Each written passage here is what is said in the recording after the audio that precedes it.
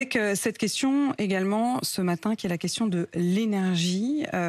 On va y revenir dans un instant, les prix de l'énergie, mais aussi dans votre budget, il y a des questions sur les prix. Et notamment, il y a le prix du paquet de cigarettes, tiens, qui concerne quand même beaucoup de Français, qui pourrait passer à 11 euros si vous déplafonnez en quelque sorte la hausse des prix des cigarettes. Est-ce que vous confirmez ce matin que le prix du paquet pourrait augmenter fortement ? Alors, je vous confirme que le prix du paquet, il va augmenter comme l'inflation. Ça serait assez paradoxal, vous voyez, que la hausse des cigarettes soit moins élevée que l'inflation. Ça veut dire que finalement, relativement, le prix baisserait.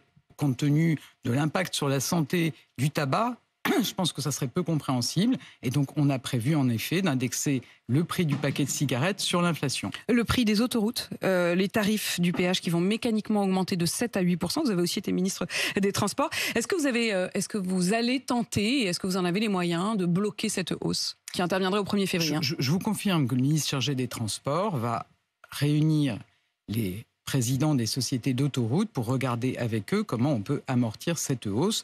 Donc, il les verra très prochainement. Et parmi les questions également de revenus et de ressources, Elisabeth Borne, il y a cette question. L'éventualité de demander aux labos pharmaceutiques qui ont fait beaucoup de profits pendant les 2 années qui viennent de s'écouler, de mettre la main à la pâte par une taxe exceptionnelle sur leurs super profits. Est-ce que ça fait partie des options que vous envisagez aussi ? Je vous confirme que dans le projet de loi de financement de la sécurité sociale, donc le budget de la sécurité sociale qui est présenté ce matin, en même temps que le budget de l'État, donc le projet de loi de finances pour 2023, on demande des efforts aux laboratoires pharmaceutiques. Vous demanderez des efforts de quel ordre? Vous ne savez pas encore? Vous allez discuter avec eux? Voilà. Mais ils mettront la main à la pâte.